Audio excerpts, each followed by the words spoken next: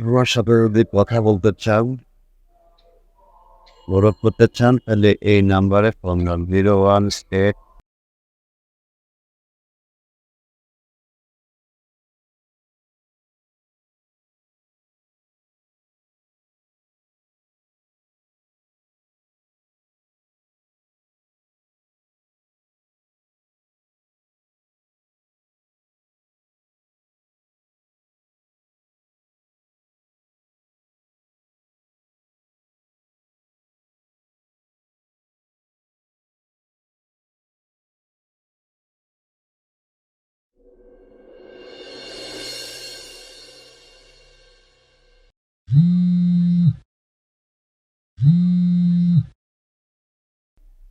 Hello, কে বলছেন?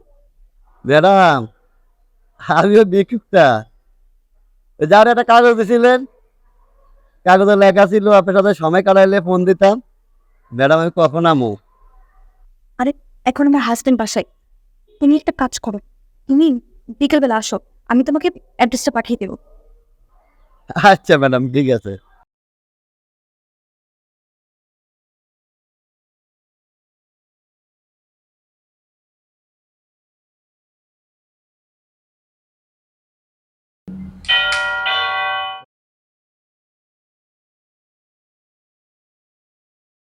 আরে, তুমি এসেছ?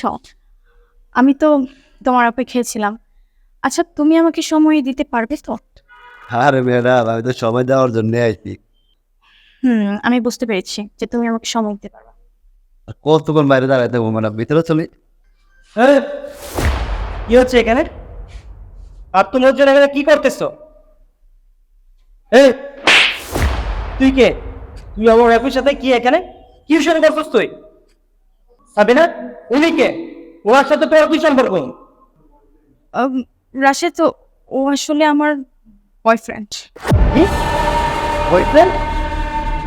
রাশেদ, আমরা দুজন দুজনকে ভালোবাসি। দেখো, আমি ওকে ছাড়া থাকতে পারবো না।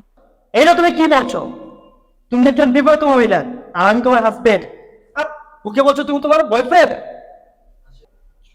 আসলে রাশেদ, তোমার সাথে আমি হ্যাপি না, তাই তোমাকে না জানিয়ে আমি ওর সাথে প্রেম করতে শুরু করেছি। সাবিনা, তুমি কি আজে বাজে কথা বলছো? তুমি জানো না আমি তোমাকে কতটা ভালোবাসি আর তোমাকে আমি কতটা বিশ্বাস করি। দেখো সাবিনা, তুমি যদি আমাকে ভালো না বাসতে সেটা আমাকে রিগলি বলতেই পারতে, আমি তোমাকে ডিভোর্স দিয়ে নিতাম, কিন্তু এসব নোংরামি করার দরকার ছিল না। তুমি জানতে পারলে কষ্ট পেতে, তাই তোমাকে না জানিয়ে ওর সাথে সম্পর্কে জড়িয়েছি। তাই আজকে যেহেতু জেনে গেছো, তুমি আমাকে মাফ করে দাও। দেখো, তুমি যে ভুল করেছো এই ভুলের কখনো কোনো ক্ষমা হয় না। হ্যাঁ, হ্যাঁ, তোর কি লজ্জা করে একটা বিবাহিত মেয়ের সাথে প্রেম করতে? যাও না সে। তোমার সাথে আমার যত সম্পর্ক আছে সেই সম্পর্ক আমি এখনই শেষ করে দিলাম, তাহলে কি তোমার বাসায় আবার ডিভোর্স লেটার চলে যাবে। যাও এখান থেকে।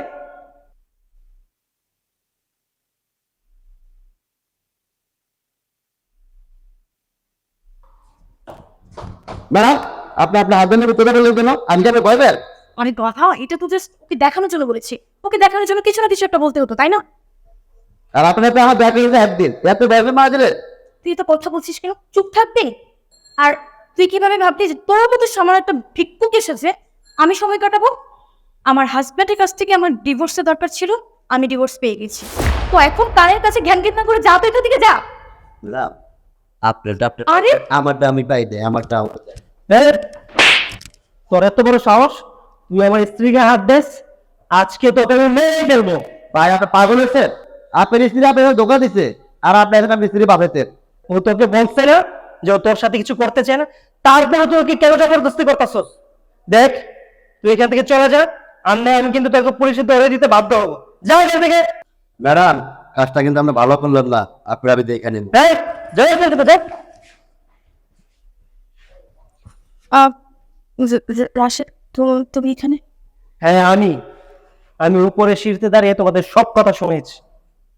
তুমি কি বলেছো? তুমি আমার কাছ থেকে তালাক নেওয়ার জন্য এই ভিখারিটাকে বয়ফ্রেন্ড বানিয়ে নিয়ে এসেছো? আরে তুমি যদি আমার সাথে ভালোই থাকতে না চাও আমাকে বলতে পারতে, আমি তোমাকে সৎ ইচ্ছে তোমাকে ডিভোর্স দিয়ে দিতাম, কিন্তু এরকম নোংরাম করতে কোনো দরকার ছিল না। তুমি যেটা করেছো অনেক বড় অন্যায় করেছো, আর তোমার আর আমার এই মৃত সম্পর্ক আর থাকার কোনো দরকার নেই। তুমি কি বলেছো? তালাকের জন্য এত কিছু করেছো? ওকে ফাইন, এখন এই মুহূর্তে আমি তোমাকে তালাক দিব। তোমার বাসায় ডিভোর্স লেটার চলে যাবে। ভালো থেকো।